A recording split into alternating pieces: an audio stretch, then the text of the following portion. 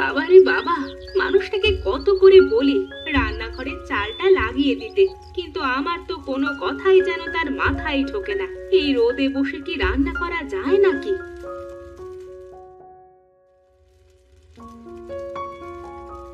মা, তুমি যাও, ঘরে গিয়ে একটু বিশ্রাম করো, আমি রান্না করে নিয়ে আসছি। না মা, তোমার রান্না করা লাগবে না, আমি রান্না করছি, তুমি গিয়ে পড়তে বসো। মা, তুমি আমার কোনো কথাই তো শোনো না। তুমি জানো না রান্না করতে আমার কত ভালো লাগে। তোর জিদের সাথে তো আর পারা যাবে না। আয় আয়, বস, রান্না কর, আমি ঘরে গিয়ে একটু বিশ্রাম করি। রান্না প্রায় হয়ে এসেছে, খুব বেশি জাল দিস না, তাহলে কিন্তু পুড়ে যাবে।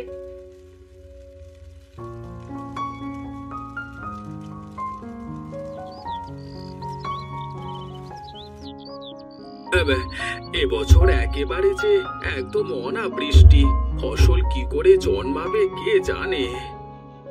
শুধু অনাবৃষ্টি নয়, এবার তো প্রখর খরা, মাঠ ঘাট নদী নালা কোথাও এক ফোঁটা জল নেই। এবার যে কি করে ফসল ফলাবো ওপরওয়ালাই জানে। হ্যাঁ হ্যাঁ, আমাদের কিছু একটা করতেই হবে, না হলে যে বউ বাচ্চা নিয়ে না খেয়ে মারা যাব।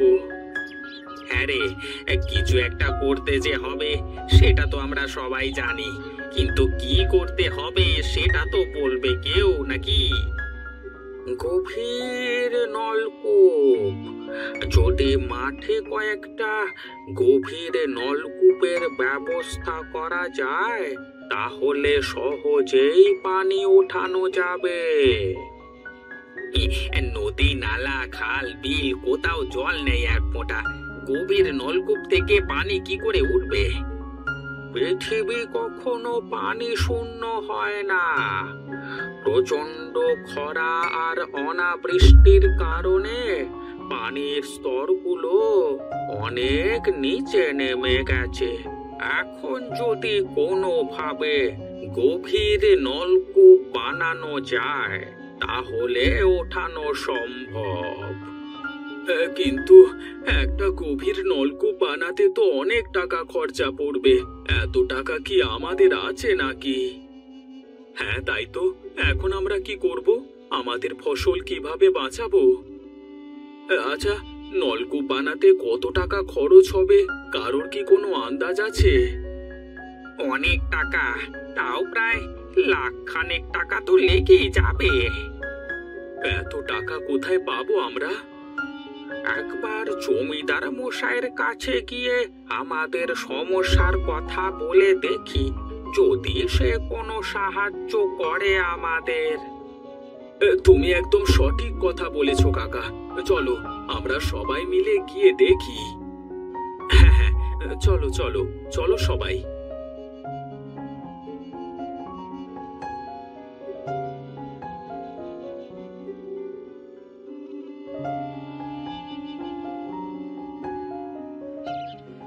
কিরে, তোরা এই ভর দুপুর বেলায় দল বেঁধে আমার বাড়িতে কি করছিস? জমিদার বাবু, আমাদের ভীষণ বিপদ, আপনি পারেন শুধু আমাদেরকে সাহায্য করতে। দয়া করে আমাদের বাঁচান জমিদার বাবু, না হলে বউ ছেলে মেয়ে নিয়ে না খেয়ে মারা যাব। কেন কেন, তোদের হয়েছেটা কি সেটা তো বলবি। এবছর খরা আর অনাবৃষ্টির কারণে আমাদের ঘোর বিপদ, কিছুতেই ফসল ফলাতে পারছি না। আপনি যদি আমাদের একটু সাহায্য করতেন তাহলে আমাদের বড়ই উপকার হতো। আরে আমি কি করে তোদের সাহায্য করব বল? বৃষ্টি হচ্ছে না, এতে আমার কি করবার আছে? বাবু, যদি মাঠে একটা গভীর নলকূপ বসানো যেত তাহলে আমরা নলকূপ থেকে পানি উঠিয়ে জমিতে দিয়ে ফসল ফলাতে পারতাম। তোরা কি সবগুলো পাগল হয়ে গেছিস নাকি? খালে বিলে কোথাও জল নেই, তোরা কিনা নলকূপ থেকে জল উঠিয়ে ফসল চাষ করবি? জমিদার বাবু, যদি মাঠের মধ্যে অনেক গভীর নলকূপ বানানো যায় তাহলে পানি তোলা সম্ভব। না না না, যত গভীর করে নলকূপ বানাস না কেন পানি কিছুতেই উঠবে না। বাবু, একটা বার যদি চেষ্টা করে দেখতেন তাহলে আমরা সবাই বেঁচে যেতাম। তোদের কোনো হিসাব আছে? তোরা যা বলছিস সেই কাজ করতে কত টাকা খরচা হবে, তারপরেও আমি টাকা খরচ করতাম যদি সেটা কাজে লাগতো। আমি আমার টাকা জলে ঢালতে পারবো না। এখন যা, সবাই যার যার বাড়িতে গিয়ে ওপরওয়ালার কাছে প্রার্থনা কর যাতে বৃষ্টি হয়।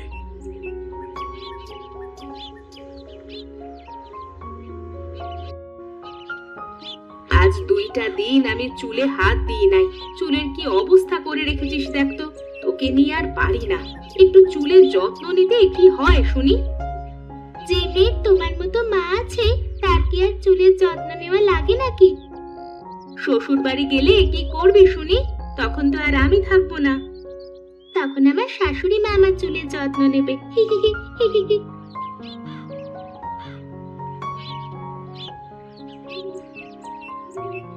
কি ব্যাপার? কি হয়েছে? তোমার কোনো কথা নেই, বার্তা নেই, এভাবে বারান্দার উপর বসে পড়লে? শরীর টরীর খারাপ নাকি তোমার? না না, আমার কিছু হয়নি, আমি ঠিক আছি। যা তো মা, ঘরে গিয়ে তোর বাবার জন্য 1 গ্লাস পানি আর একটা হাত পাখা নিয়ে আয় তো। আচ্ছা মা, আমি এক্ষুনি যাচ্ছি।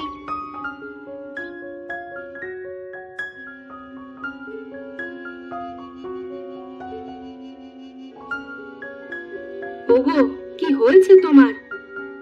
এবার খরাতে সব ফসল নষ্ট হয়ে যাবে, কি করে সংসার চালাবো সেটা নিয়েই ভাবছি। তুমি কোনো চিন্তা করো না, সব ঠিক হয়ে যাবে।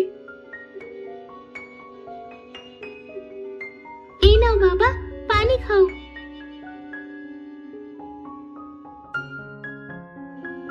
হায় বিধাতা, তুমি আমাদের কি বিপদের মধ্যে ফেললে। এখন আমরা কি করব? বউ বাচ্চা নিয়ে কিভাবে বেঁচে থাকবো? জমানো যা টাকা পয়সা ছিল সবই তো এবার ক্ষেতের পেছনে খরচ করে ফেলেছি গো। সেই ক্ষেত নষ্ট হয়ে গেল, এখন তো আমরা পথে বসে যাব। এই বুড়ো বয়সে হাড় ভাঙা পরিশ্রম করলাম, কিন্তু তার কোনো ফল পেলাম না। সব ফসল এভাবে নষ্ট হয়ে গেল। কি আর করব, সবই আমাদের ভাগ্যের ফের। এখন তো আর চুলাতে চাল চড়বে না, বউ বাচ্চা নিয়ে না খেয়ে থাকতে হবে।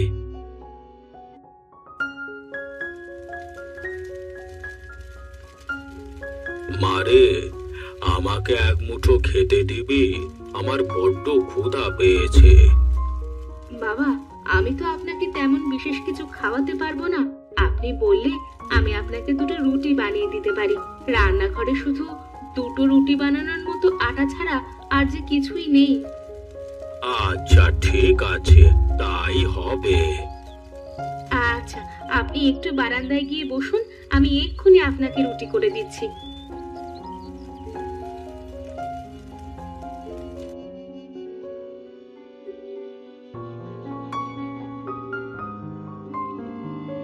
কি ব্যাপার মা, তোদের এই অবস্থা কেন? তোদের হেসেল তো দেখলাম একদমই ফাঁকা রে, কোনো খাবার তো নেই তাতে, এমন কেন হয়েছে? সাধু বাবা, আমার স্বামী একজন কৃষক। সে অনেক পরিশ্রম করে, কিন্তু এবার অনাবৃষ্টি আর নানা কারণে মাঠের সব ফসল নষ্ট হয়ে গেছে। তাই রান্নাঘরে কিছুই নেই।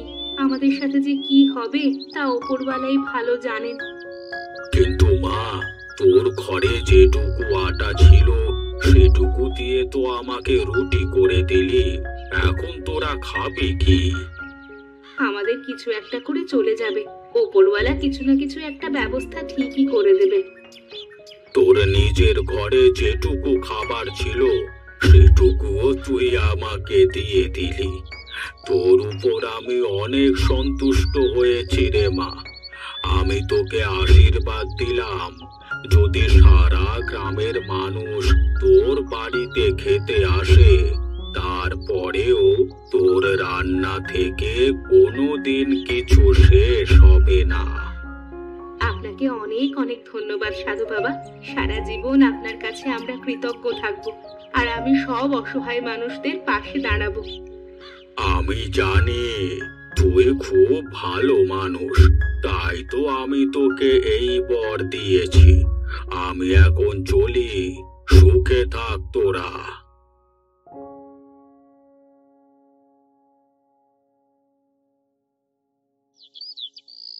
এই ওরে ওরে, এই কোথায় গেলি তুই? তাড়াতাড়ি এদিকে আয় তো।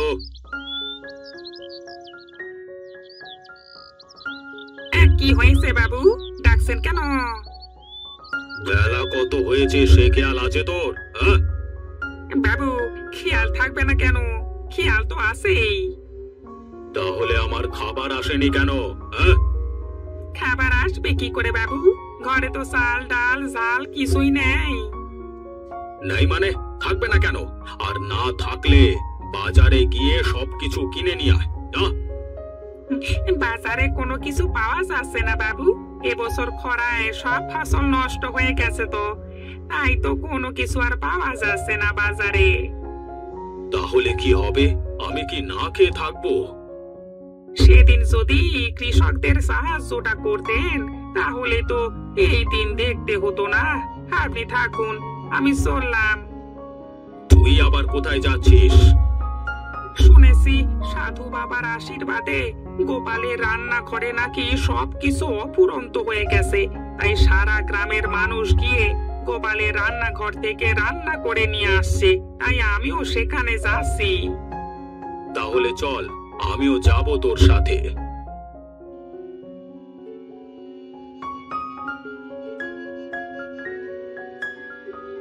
এই সময় যদি আমরা সাধু বাবার দেওয়া এই পর না পেতাম, তাহলে তো আমাদের না খেয়ে মরে যেতে হতো। সেদিন যদি জমিদার বাবু আমাদের সাহায্যটা করতেন, তাহলে আমাদের আর এই দিন দেখতে হতো না। যাই হোক না কেন, একটা ব্যবস্থা তো হয়েছে। হরিহর, আমার অনেক বড় ভুল হয়ে গেছে রে। আমি তোদের সকলকে ওই বিপদে ফেলে দিয়েছিলাম। আমাকে তোরা মাফ করে দে। আমি কথা দিলাম, আমি মাঠে 20টা সেচ পাম্প লাগিয়ে দেব, তাহলে আর তোমাদের চাষের কোনো অসুবিধে হবে না। কিন্তু আমাদের তো আর চাষ করবার দরকার নেই, আমরা তো বসে বসে সারা জীবন খেতে পারবো।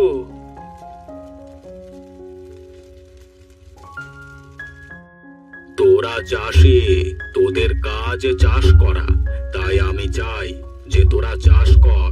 তোরা চাষ না করলে পরিবেশের ভারসাম্য নষ্ট হয়ে যাবে, তাই চাষ করা খুবই জরুরি। না হলে আমার এই বর শেষ হয়ে যাবে।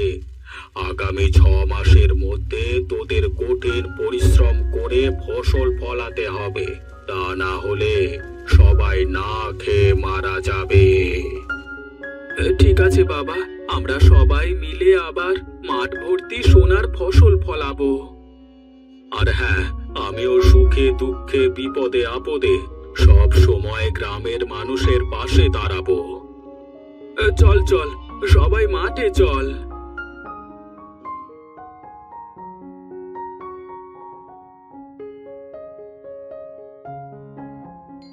আহা, এই মাঠ ভরা সোনার ফসল দেখলে চোখটা যেন জুড়িয়ে যায়।